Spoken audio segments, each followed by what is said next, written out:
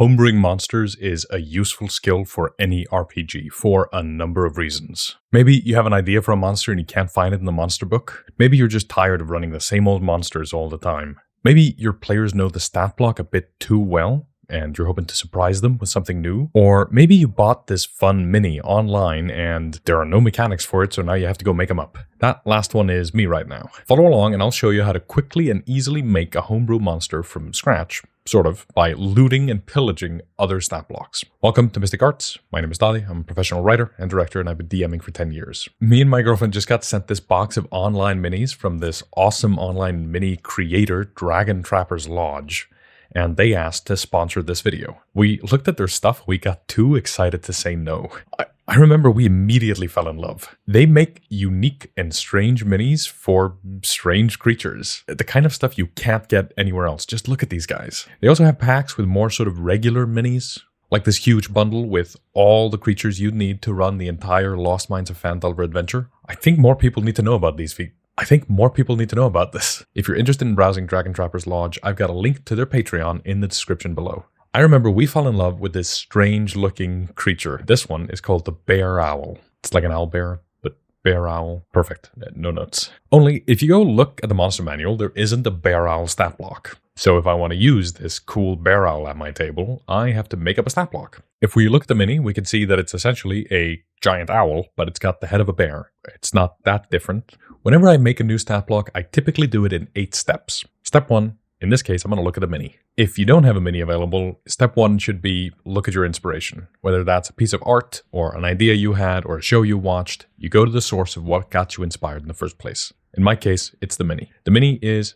large. It seems to be a large creature. It's got wings. It's got a huge wingspan like a giant owl, but it's got the head of a bear, like an owl bear, bear owl. So that seems like a good place to start. Which brings me to step 2. Let's go look at the stat blocks for an owl bear, a giant owl, and the giant bear. Is there a giant bear? I know I got a whole video on D&D Beyond, but I'm sitting at my desk doing this, so D&D Beyond it is. The owl bear is a CR3 creature. It's got an AC of 13, 59 hit points, and it's got a 40-foot speed. It's got a rend attack and dark vision, and that's about it. Frankly, it's not very inspiring. There's a primeval owl bear, and we'll look at that a bit later. There's also a brown bear, which has a claw and a bite. Other than that, it looks a lot like the owl bear. There is a giant owl, and it's got a couple of fun things. It's got spell casting, because it's now a celestial in the new rules.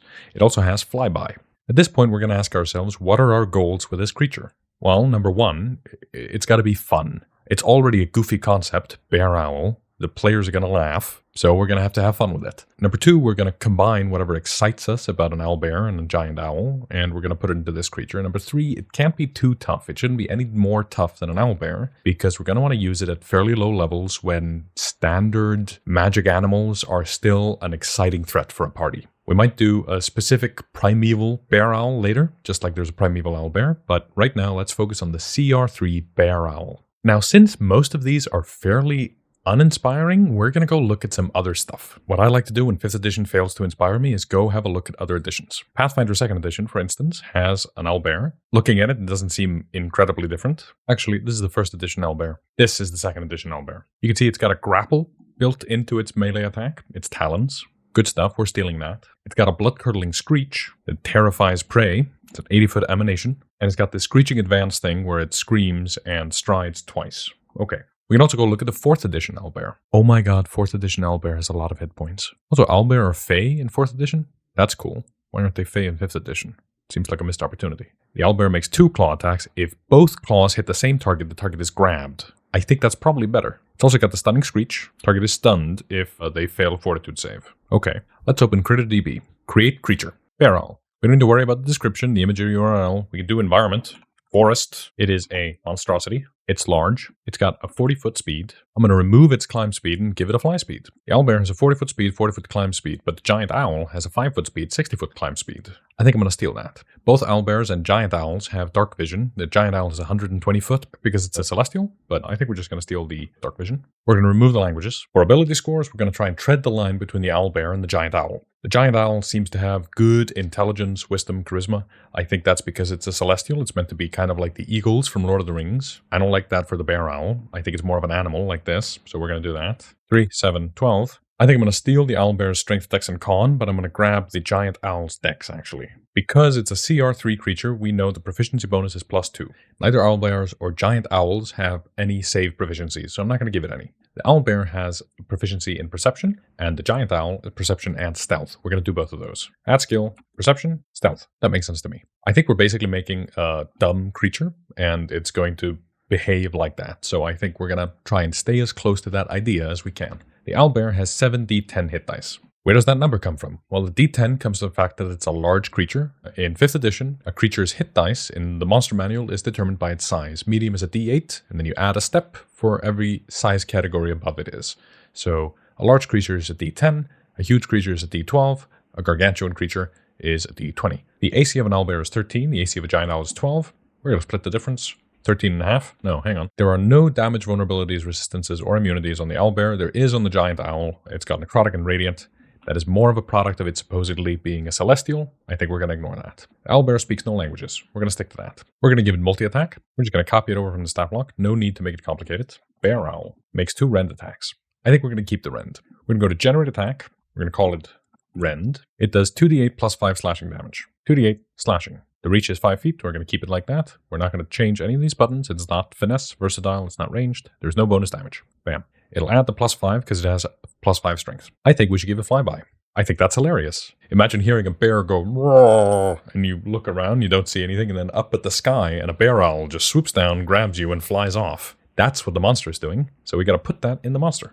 The good thing about CritterDB is when I add an ability, I can just start typing flyby, and there it is, and it'll just add it here. The bear owl doesn't provoke opportunity attacks when it flies out of an enemy's reach. If you wanted to make it compatible in the capitalization way with the 2024 rules, you'd capitalize opportunity attack. I'm not going to bother. I think we should give it an ability that when it catches somebody, it grabs them and snatches them up and has a grappled condition. I don't see that text anywhere here, and I could go write that down in a way I understand, but to make sure it conforms with 5th edition, I'm going to go have a look and see if I can't find the monster that does it. I, for instance, know that the roper does it. I open the monster manual, I'll go find the roper. Target has the grappled condition, DC 14 from one of the 6 tentacles, blah, blah, poisoned. We're not going to do any of that. DC 14. I'm going to add that it's a medium creature. So it could technically go and grab 2 creatures and then fly up. Let's put the challenge rating at 3. And since we copied all of this from a pre-existing stat block, we know that this is pretty much in accordance with CR as expected by 5th edition. We've changed it around a little by giving it a fly speed, by giving it flyby, and by giving it the grapple condition that it gets when it grabs somebody. We've now made a little fun story out of this encounter. When you use the bear owl, it is going to swoop down, grab characters, and fly away and not provoke attacks of opportunity. You can try and shoot the bear owl, and let's hope it doesn't drop the PCs and send them plummeting to their death. I think this is going to be a lot of fun. We're going to export it, save image. Let's go back to the Critter collection. We've got the bear owl here. We're going to copy it, copy. We're going to paste, and we're going to rename it Bear Owl Primeval. There we go. And we're going to have a look at the Primeval Owlbear. AC is up by 16.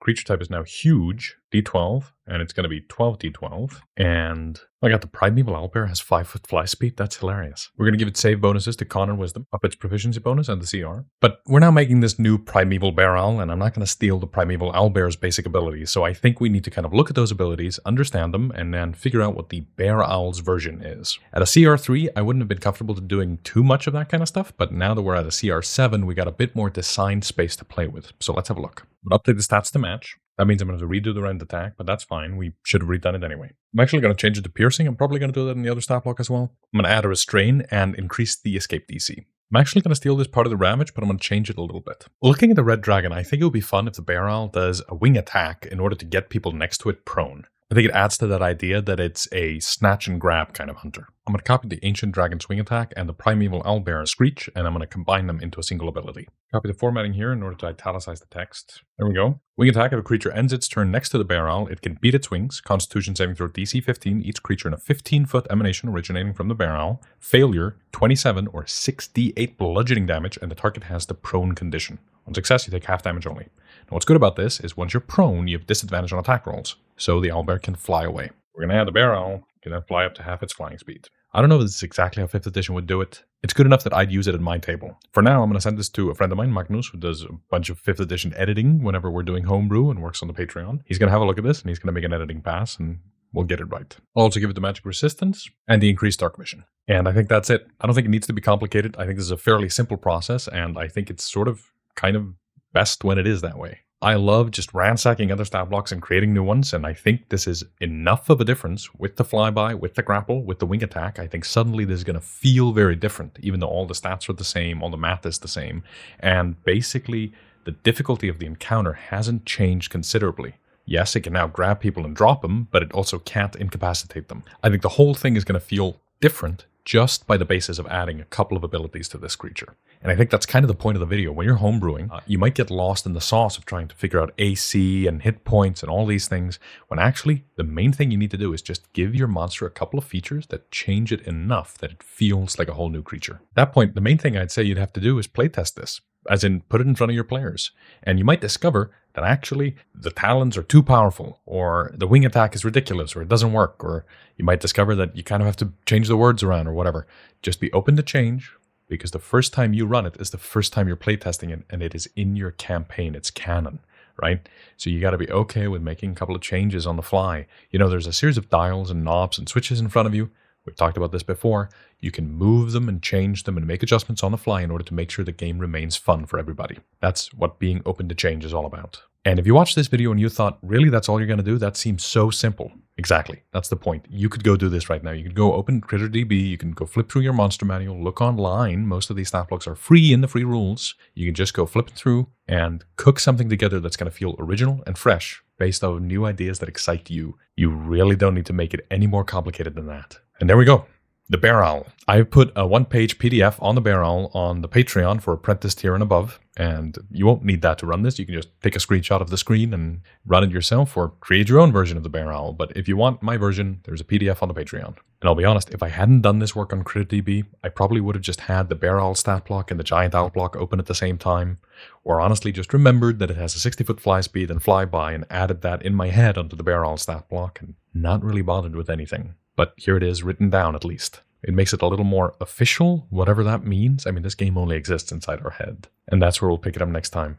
Thanks so much for watching this video. This channel is run by me and my girlfriend, and if you want to support us in our efforts of running the channel, consider becoming a channel member or joining our Patreon, where if you join as an Adept tier member this month, you'll get the Warlord. Experience being the ultimate full martial support character. You'll make your teammates better by making tactical decisions moment to moment in the heat of the battle, giving orders and maneuvers. And if you're feeling especially generous, consider liking the video, commenting, subscribing, or hitting the bell to be notified when we release new videos. Until next time, keep studying the mystic arts.